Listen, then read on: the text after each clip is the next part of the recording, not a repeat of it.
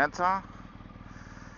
Ne pregătim să facem o plimbare interesantă și anume ne vom duce spre Transcislău, după care Nehoiu, Siriu și vom ajunge până la Covasna și anume Zabola.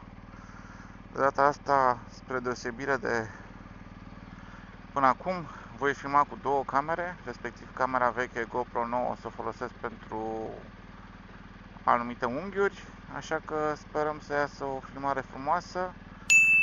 Vă mulțumesc în continuare că mă urmăriți și sunteți alături de mine, așa că revin și ca orice ieșire în afara Bucureștiului trebuie să trecem și prin zona aglomerată, cel puțin la nivel de Pipera. Așa că haideți să vedem ce ne-a pregătit Bulevardul Petricani acum de dimineață. Sper din tot sufletul și nu, aceeași aglomerație plus minus 5 mașini. E miercuri, probabil mai lucrează unii de acasă. Of, ce bine. Ne relaxăm doar cu gândul că vom merge la Covasna și vom avea un traseu frumos. Până acolo vom merge pe la Siriu, vom merge pe Nehoiu, vom merge pe Transcislău. Chiar dacă primii 35 de kilometri vom face pe autostradă până la ieșirea pe Gherghița, restul traseului va fi unul foarte frumos. Domnul cu Dubița, mulțumim mult!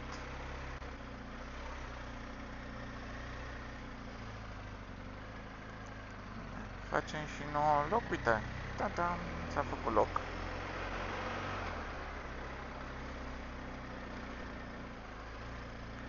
Am mai repetat de câteva ori, nu aș mai merge cu mașina de nicio culoare. Am mai avut nevoie să mă deplasez cu mașina prin București săptămâna trecută și n-am avut decât o oră și un sfert până la birou, tot așa o oră și un sfert până acasă, un traseu pe care în mod normal, mersi, cu motocicleta îl faci în 10 minute, nu 10 minute, 20 de minute. Cea mai mare problemă e aici, pe Bulevardul Petricani, pentru că se merge bară la bară și n-ai altă variantă ocolitoare. Uite cum ne-am făcut noi puțin loc aici. Hai că parcă nu e așa de aglomerat. Remote Key Battery ne avertizează că era 50%, deci ne-a ținut 2 ani de zile aproape. E aglomerat.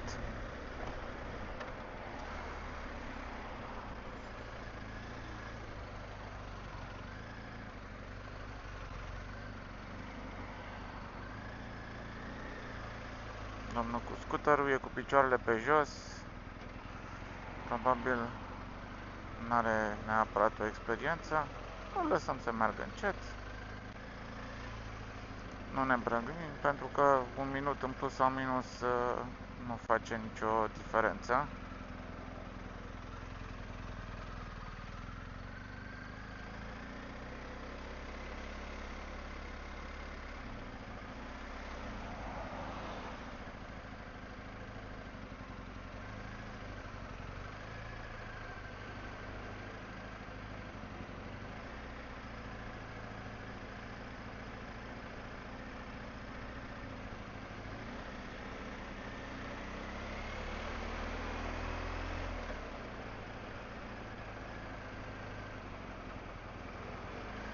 Așa, a accelerat.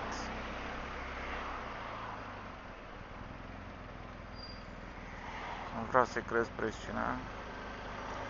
Dar totuși mă gândesc că dacă ar fi stat el în spatele meu, probabil l-ar fi ajutat mai mult ca să se orienteze. Pentru că probabil și vizibilitatea motocicletei mele e puțin mai mare decât a scuterului în trafic. Și atunci probabil oamenii ar fi făcut puțin mai mult loc, dar acum depinde foarte mult de dorința fiecăruia. Uite, aici eu rămân blocat, el problema cu oglinzile.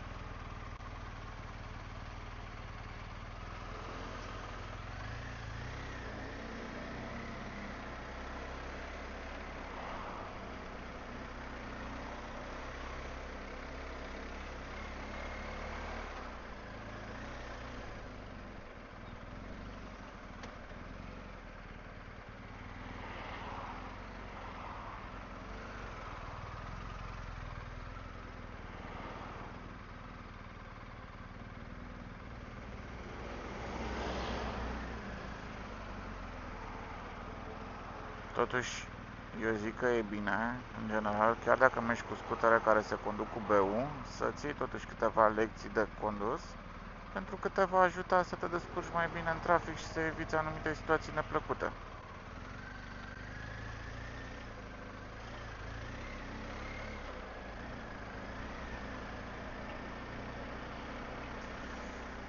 Deci nu o să vă mai plictisesc pe aici, pe Petricani. Traseul va fi dreapta pe autostradă, unde nu am de gând să filmez, după care vom merge către Gherghița, unde vom ieși și vom relua probabil filmarea după Urlați.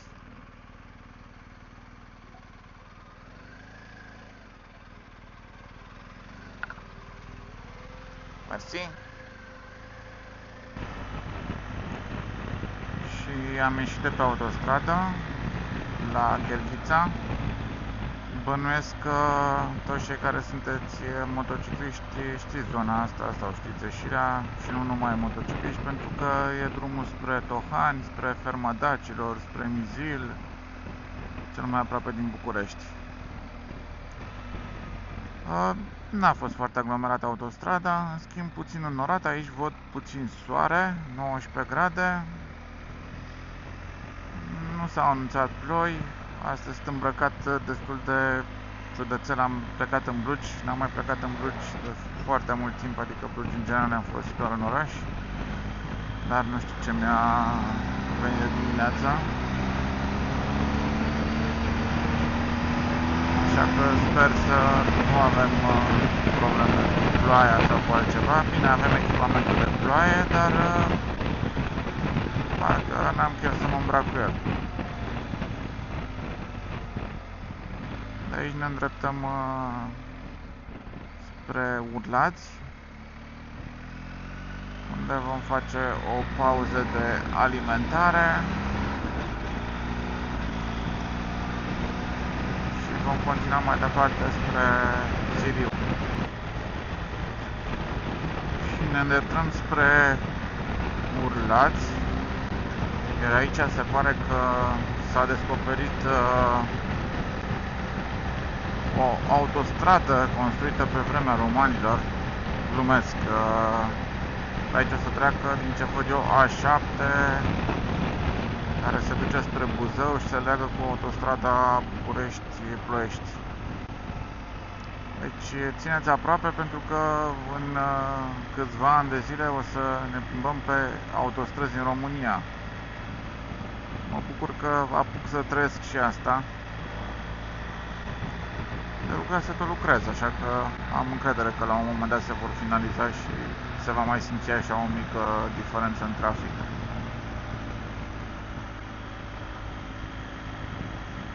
Chiar am mai fost pe aici, dar nu arăta așa, acum e cu totul schimbat.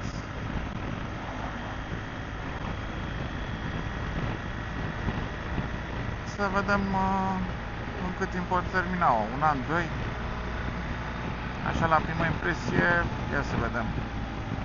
Ne mergem în ea. Avem cedează în sensul ăsta și de fapt asta e autostrada. Pam, pam. Da, nu știu să vă zic. Sperăm să apucăm să circulăm.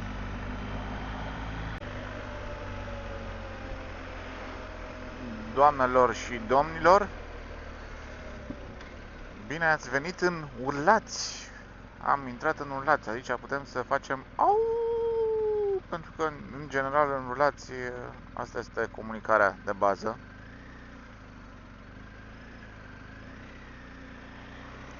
Dacă aveți drum prin zonă, ceea ce puteți vizita aici este un conac foarte frumos, un domeniu, conacul Belu. Asta dacă vă interesează, dacă nu, drumul vinului și alte zone destul de interesante pe partea aceasta. Se circulă greu în Urlați, dar asta pentru că e și un oraș mic. Traversăm, nu traversăm, traversăm, ne-am uitat, am lăsat-o. Haide!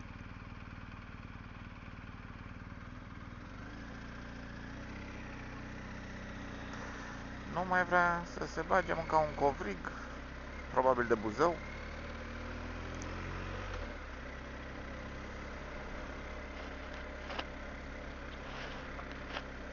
Așa, trebuie să ne continuăm drumul mai departe în zona frumoasă. Da.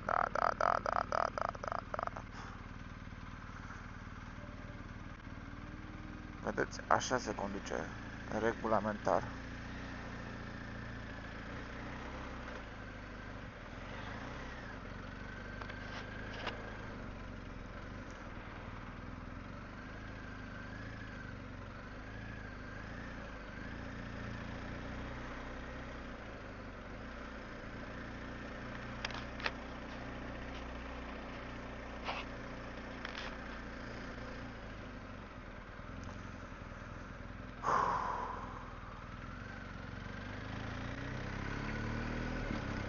Și am scăpat de Urlați.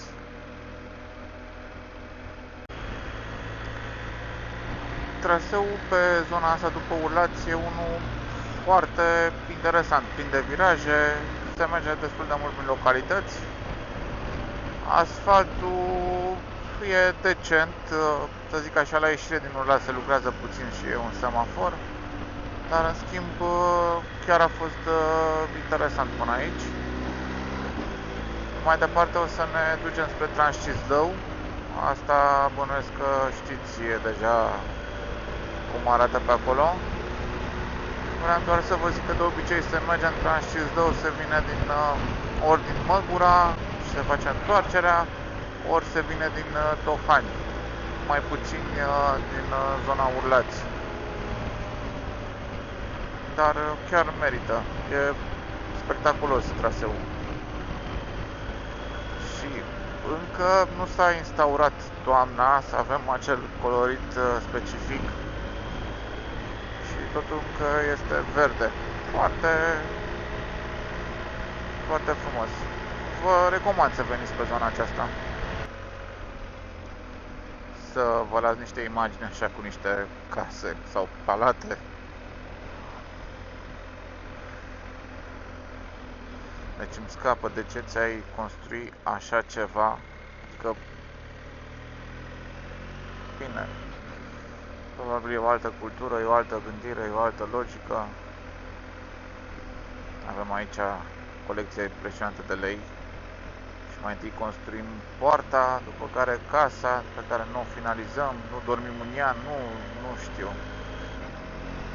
Că se pare că se chinuie totul să faci investițiile astea, adică nu sunt ieftine și ți-a pus să nu te bucuri de ea, nu știu, sau te bucuri, nu-mi dau seama. Cățel.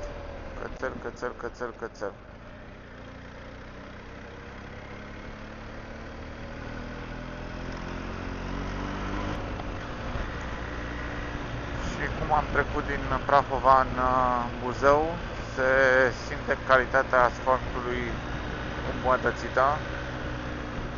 Deja drumul a devenit mai virajat, într-o zonă de dealuri.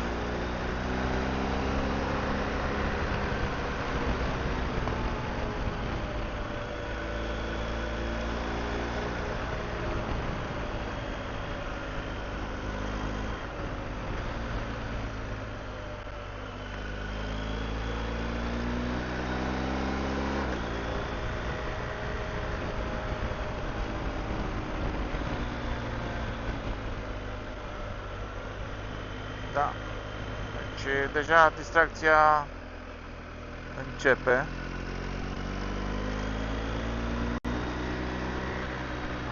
Am așa un zâmbet acum.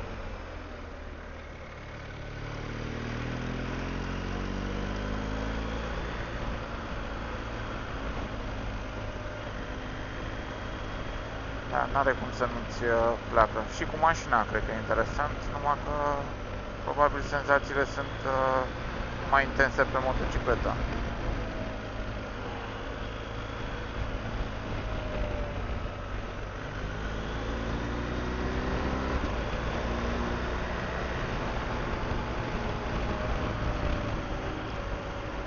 Mai avem 8,5 km până ne vom înțepa în drumul spre Nehoiu, spre Siriu, la Cislău.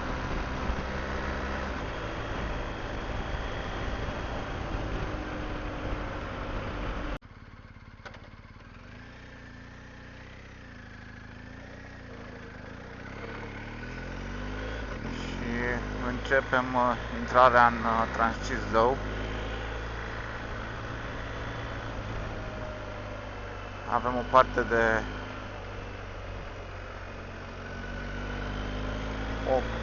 niște dealuri frumoase cu drumuri virajate.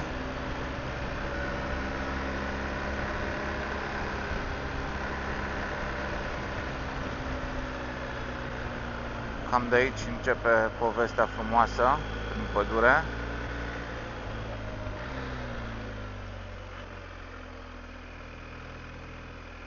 Vă recomand să veniți prin zona asta.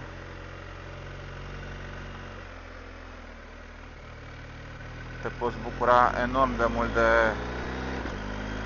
drumuri, priveliște și cel mai important trebuie să știți că asfaltul este perfect. Și uitați numai cum se vede pe navigație zona asta de viraje. Niște ace de păr interesante.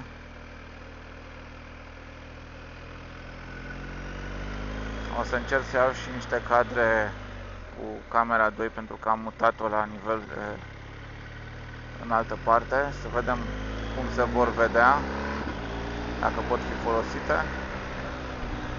Experimentăm.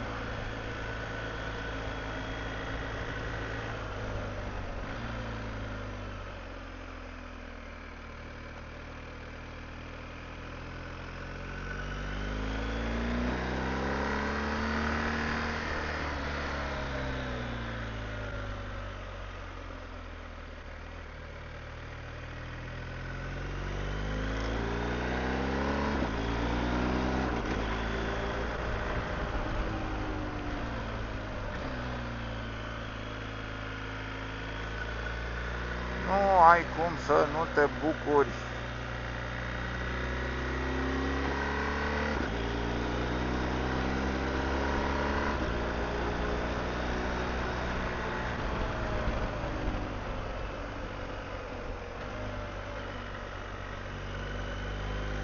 Asfaltul e perfect, temperatura 21 de grade, o mică pată de nisip.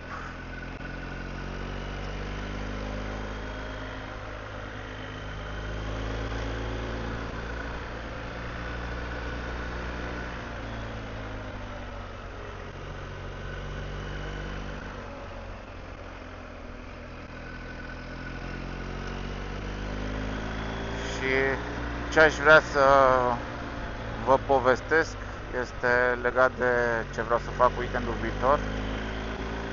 O să vreau să mă duc până la Brebul, la Eastbike, unde să testez o altă motocicletă, și anume un SVM 600 Super Dual T. Intenționez pentru anul viitor să mai achiziționez o motocicletă, e așa o gândire care să poată să meargă mai mult pe zona de off-road, dar în același timp să poți să faci kilometri și cu ea pe stradă. În momentul de față, pe lista scurtă, aș avea CF Moto MT450 și acest SVM 650 Super Dual T. Ambele se încadrează într-un buget de până 6.000 de euro, deci nu sunt extraordinar de scumpe. Unele vin, SVM-ul este un monocilindru de 600 cu 55 de cai putere, CF Moto este un bicilindru de 450 de 45 de cai putere. Am testat, aș zice timid, și una și alta, câte 3-4 km. Sincer, în momentul de față mi-a plăcut foarte mult sunetul de la bicilindru de pe CF Moto și faptul că e o motocicletă mai nouă, respectiv controlul tracțiunii, un display TFT, câteva gadgeturi de genul ăsta care te încântă, dar în același timp ce mi-a plăcut foarte mult la SVM a fost ciclistica. Acest SVM vine bazat pe o platformă veche de Husqvarna 610 TE, care în principiu a fost mult orientată în zona de off-road. De asta aș vrea să fac un test drive mai lung și cu una și cu alta, să pot să-mi dau seama care ar fi varianta câștigătoare. Știu, există în zona respectivă și Aprilia Touareg 660 și KTM 790. Mai găsim și TNR 700 care sunt capabile în off-road și tot în range-ul de 200 de kg. Numai că discutăm de preț dublu și parcă n-aș investi atât de mulți bani. Eu dorim să țin în continuare și SVM-ul 300 pe care l-am. Așa că voi încerca să și filmez, să zic, acel SVM, să-i facem un fel de review. Deci dacă vă interesează mai departe, urmăriți următorul vlog. Am terminat cu Transcislău, după cum ați văzut. Deja acum ne îndreptăm în drumul național care ne poartă spre Nehoiu și apoi Siriu. Și ieșim din Transcislău, mai avem un kilometru până ajungem la drumul național. O să mai revin cu imagini și de pe Siriu, pentru că și acolo avem o zonă foarte frumoasă. Și deja nivelul de, să zic așa, adrenalină a crescut acum după zona asta de viraje, așa că ne vom mai relaxa puțin pe drum. Și am intrat în Nehoiu. De aici începe partea frumoasă cu Siriu. Așa că vom avea parte iară de un drum superb cu zone de viraje foarte frumoase. Mai am până la Zabola exact 114 km. Deci undeva la întorsura Buzăului voi face dreapta. Ei, mulțumesc că nu te-ai băgat. Traseul până aici a fost foarte relaxant.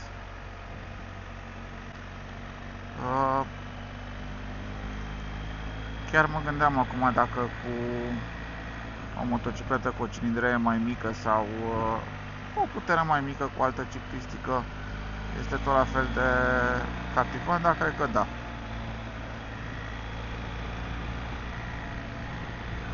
Așa că îi dăm drumul mai departe, să ne fățăim pe străzile Patriei. Ce vreau să vă anunț, temperatura a mai crescut 23 de grade, deja suntem ca într-o zi de vară de dimineață sau o zi de toamnă, că de fapt e septembrie și e toamnă. Deci ce viraje interesante și prin localitatea Nehoiu în sine. Băieții ăștia unde să se dea cu motoarele pe la ei prin localitate.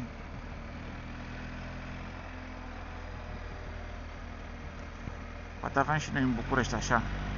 Și nu trebuie să te mai duci 150 de km. Hai, oricum te duci, dar avantajul de a trăi într-o zonă de genul ăsta. Hei, hei, hei, cu camionul.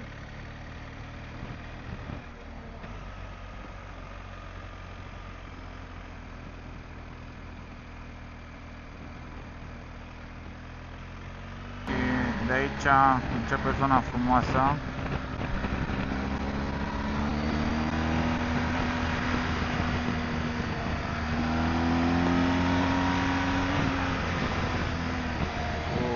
Zone de viraje.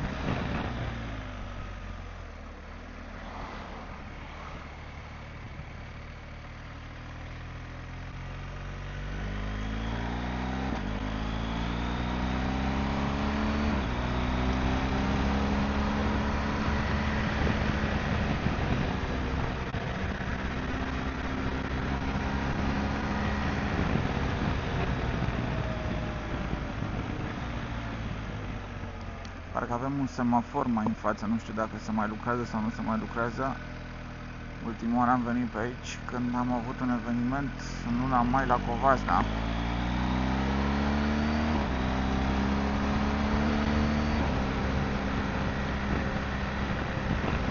Așa că nu știu exact. Da, semafor.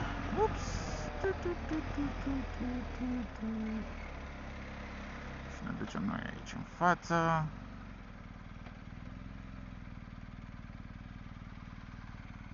Și cam asta e. Și am prins un semafor. În continuare sunt lucrări, dar peisajul este foarte frumos.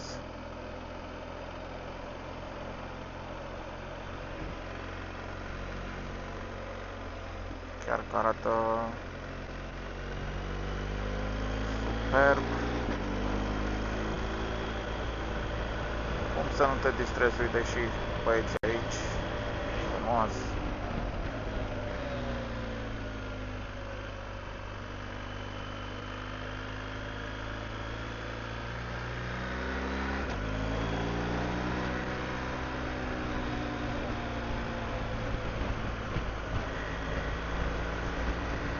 Veniți să vă plimbați pe aici. Vă puteți face traseul ăsta, faceți CV-ul și vă întoarceți pe cheia. Și aveți o zi plină de viraje și de peisaje frumoase. De mâncat puteți mânca și la întorsura Buzăului, puteți mânca și pe cheia. Depinde foarte mult cât de bine vă mișcați, cât de repede. Iar aici pe râul Buzău, din ce știu, se organizează sesiuni de rafting pentru cei pasionați așa ceva.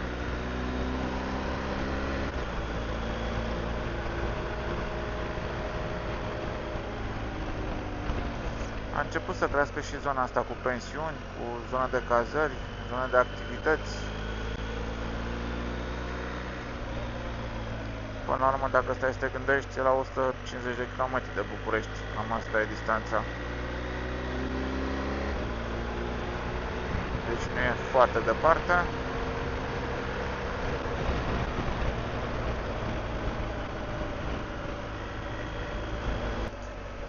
A scăzut puțin barajul, probabil a fost seceta.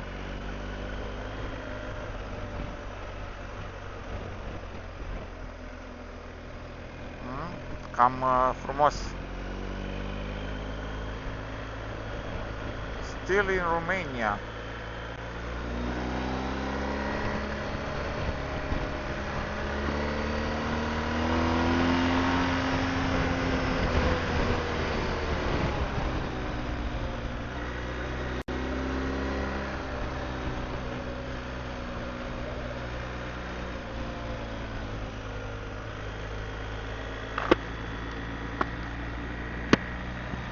Am închis puțin viziera ca să nu se mai audă vântul în microfon.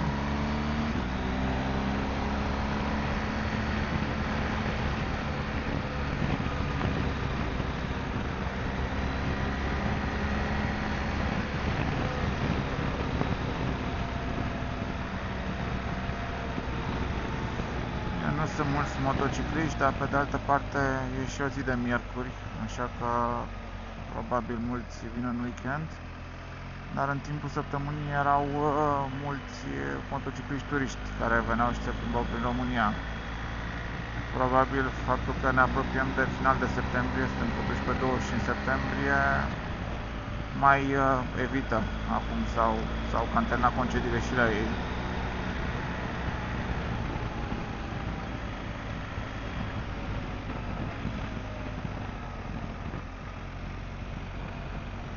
Deci ne place acest peisaj. Uitați aici o căsuță cu un view superb.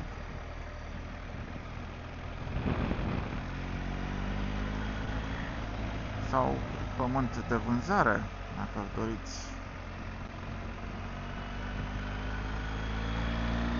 Întotdeauna m-am întrebat dacă sunt urși pe aici. Da.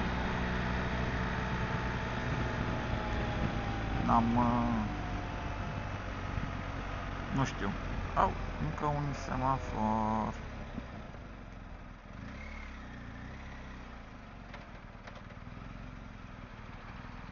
Pam, pam, pam, pam, pam, pam, pam, pam.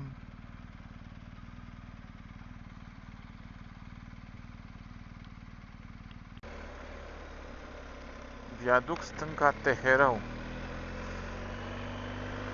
Ca să ne uităm cum se vede.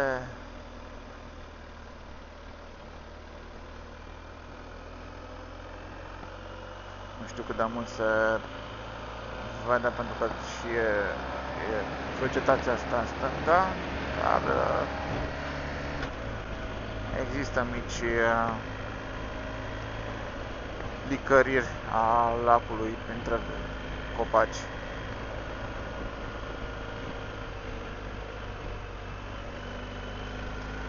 Noi de aici ne continuăm până la întorsura Buzăului, unde vom face dreapta spre Covasna.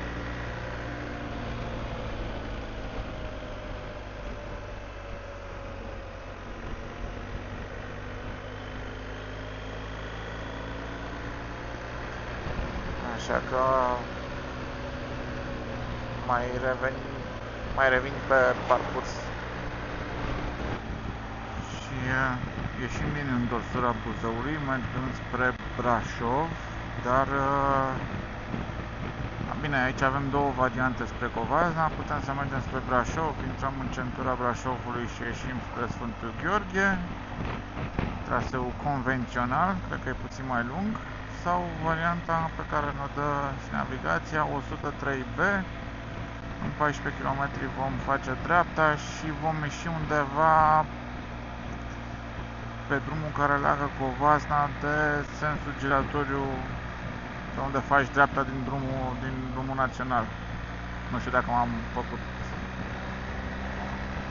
înțeles, dar o să filmez și probabil o să vă dați seama despre ce vorbesc. Temperatura a crescut, foamea ni s-a făcut, mi-arată navigația că mai am o oră, deci undeva la 1:30 să ajung, adică perfect pentru masa de prânz.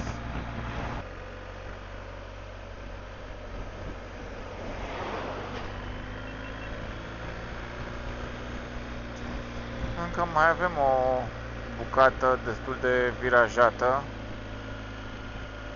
dar trist e că am prins coloana aia de camion. Băiatul cu Skoda Octavia RS alerga frumos, adică ne-am jucat puțin pe drumurile astea virajate, dar în schimb ne-a stricat distracția camionul. Ia să vedem dacă avem unde să-i depășim, ceea ce parcă era o linie dreaptă pe sub un pod, din ce mi-aduc aminte.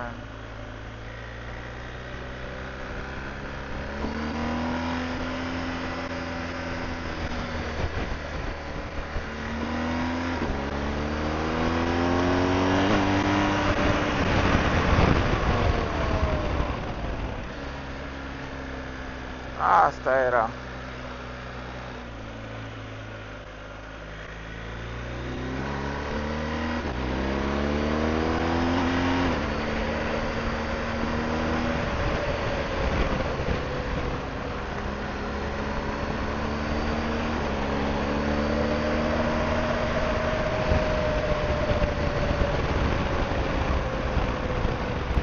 Aici vom face dreapta spre Dobârlău,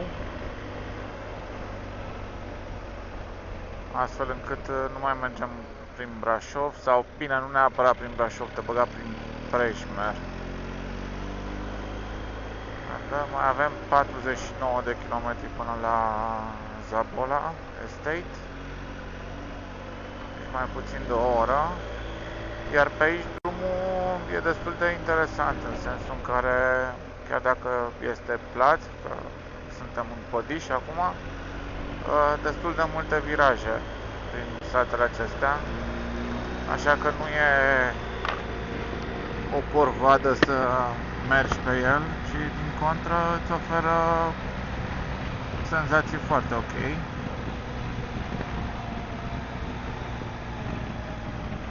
Uitați ce viraje. Și asfaltul în continuare bun.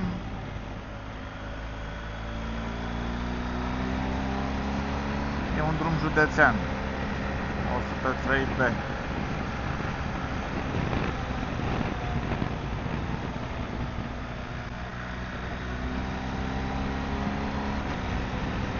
Deci aveți cum să vă distrați și pe aici.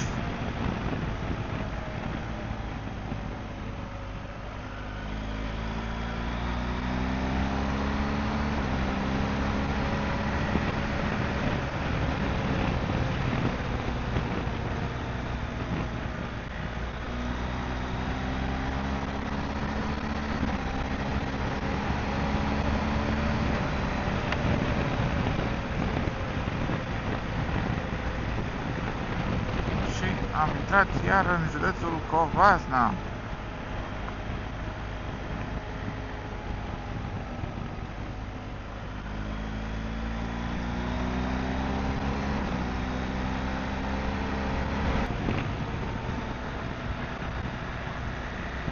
Drumul șerpuiește în continuare printre sate. E foarte ok alegerea asta.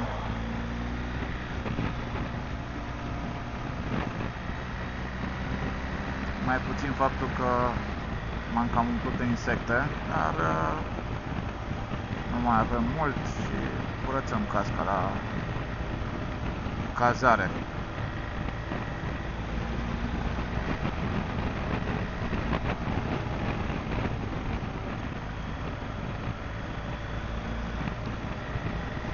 Depășim și noi aici, în scurt.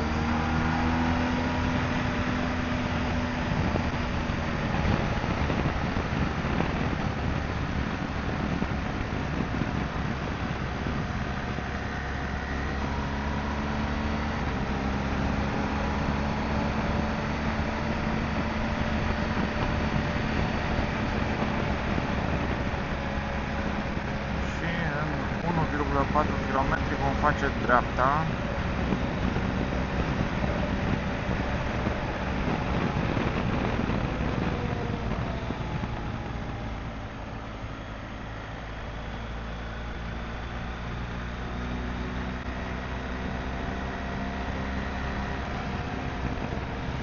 Ozun.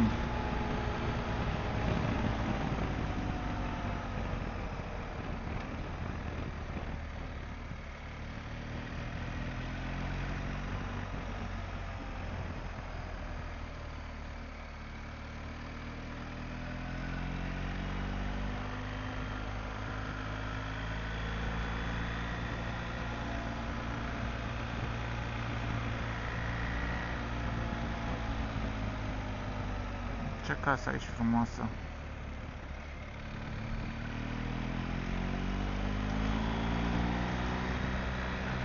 Da, deci ieșim tot în drumul, am senzația că ieșim tot în drumul ăla principal, cel care dă în sensul giratoriu, da. Dreapta Brașov, stânga Brașov, dreapta Târgu Secuiesc. Deci am scutit puțin, dar nu foarte mult. Mă așteptam să ieșim în altă parte, în fine.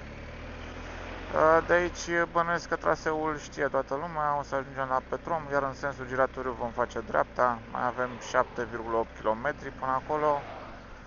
Până atunci trecem prin localitățile astea unde ne miroase a cârte și colaci. Sunt cunoscute pentru așa ceva.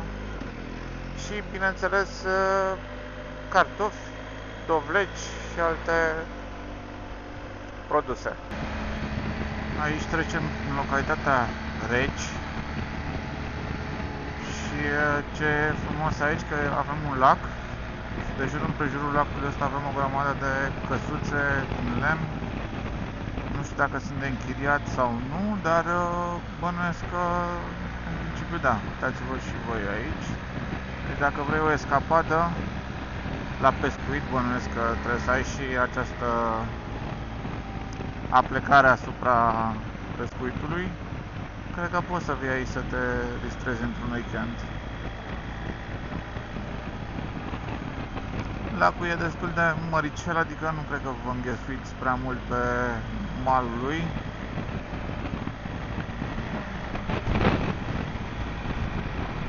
Deci nu par a fi oameni la pescuit, înseamnă că s-a prins tot peștele. Traseul continuă până la Covasna, în genul ăsta de localități, la fel cum a fost și pe bucata de la Tosura Buzăului până la DN. Plin de viraje, prin câmp, e chiar plăcut de mers pe aici. Uitați aici, alte bucăți. Nu mă, asta amenajată pentru pescuit, cred. Și oamenii și-au instalat aici, deja domnul a prins ceva sau și-a agățat undița.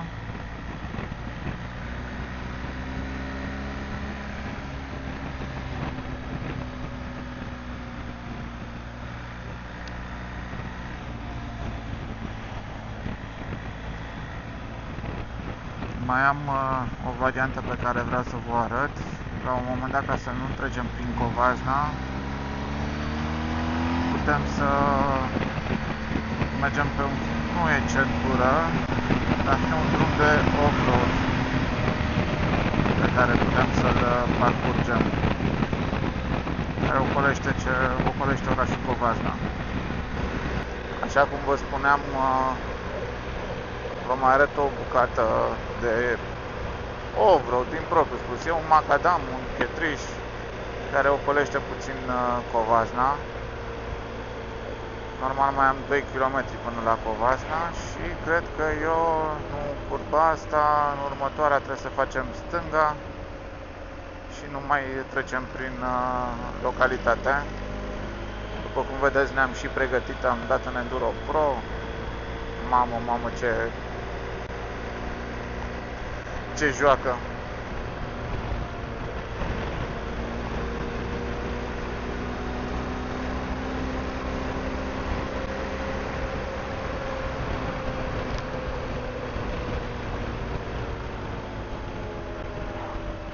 Da, aici este. Și trebuie să facem stânga, unde punem camioanele să meargă. Și pe camioane le băgăm pe pietriș și macadam. Așa că hai și noi să urmăm camionul. Acum sper să nu mă fi umplut de praf și nisip.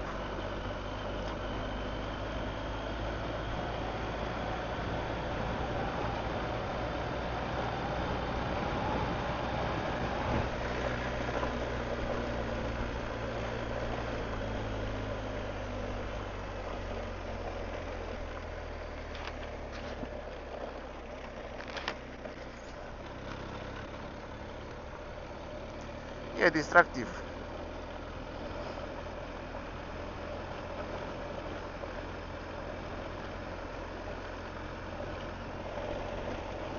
Trebuie 90 de metri să facem dreapta.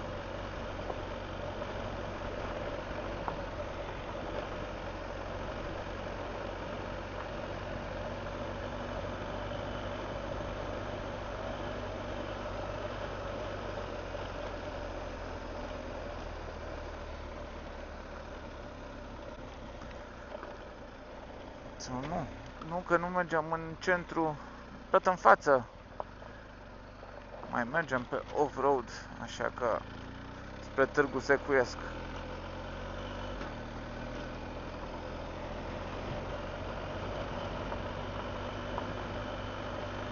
Ca să ocolim centrul orașului.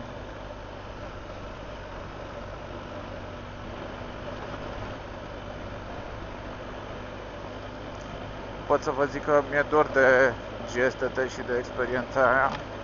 Am momente în care mă gândesc la traseele, la Strategica, la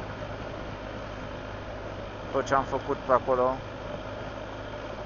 Parcă aș vrea să le repet. Așa că anul viitor avem de lucru. În sensul în care trebuie să refacem traseele, să ne plimbăm.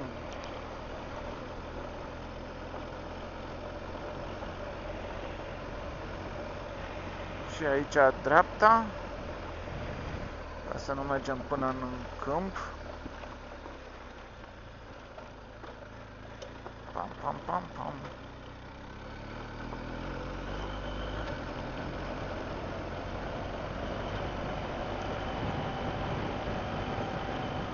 Ei, uite, așa ne-am mai bucurat probabil 3 km, 4 cât o fi avut bucata asta. De avantajele unei astfel de motociclete. La drumul principal o să trească să facem stânga și de acolo cred că mai avem 6-7 km până în Zăbălă, sau cum se pronunță. Îmi cer scuze dacă pocesc numele, dar chiar nu știu.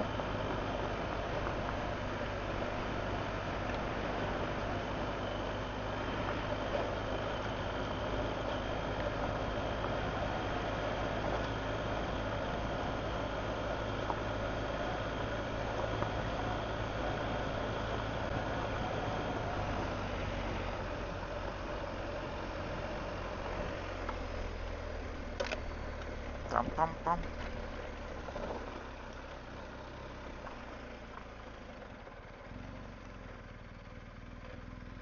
Și am trecut din nou în modul road. Da, 4,8 km mai avem.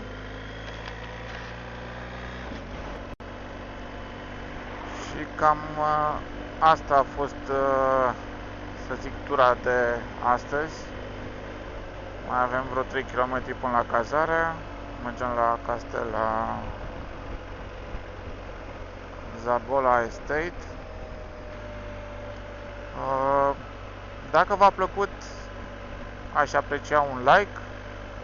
Dacă nu, puteți să-mi scrieți în comentarii ce anume ați dori să îmbunătățim. Repet, sunt la început pe drumul ăsta. Videoclipul de astăzi este prima dată, este în premieră pentru mine, filmat cu două camere. Deci să vedem cum o să mă pricep la editare. Traseul cel mai spectaculos, dacă mă întrebați pe mine, bucata de la Urlați cu Transcisdău până când ajungeți undeva în drum, până la Covasna, ce să mai, pentru că și toate zonele virajate, chiar dacă sunt în câmp și nu sunt păduri stânga-dreapta, totuși pe motocicletă te fac să te simți bine. N-a fost un traseu foarte lung, cred că discutăm de 250-260 de km, adică dacă vă forțați puțin din București, puteți să-l faceți într-o singură bucată, dus-întors.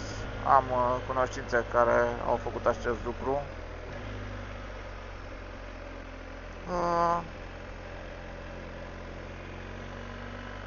Genul acesta de motocicletă îți oferă confort de care ai nevoie, atât la drumurile astea lungi, cât și la zona de off-road, cum a fost mai devreme, doar puțin macadam, cât să ne distrăm la final, să nu ne amorțească picioarele.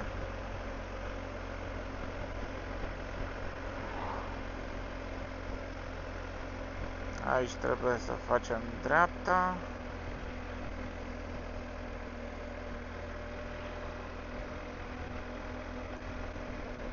spre Castelul Micheș. Și după cum vedeam avem și niște direcționale cu G-Experience, adică vom avea parte de câteva zile de off-road cu Mercedes-Benz G-Class.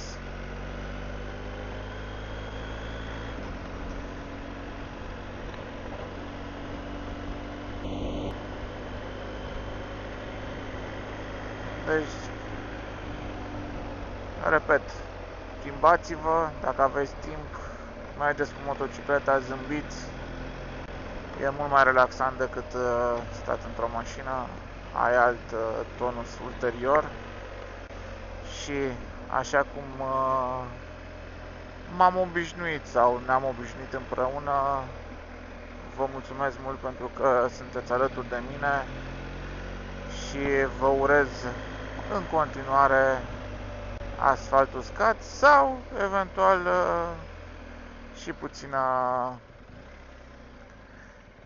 și puțin macadam, tot uscat să fie. La revedere!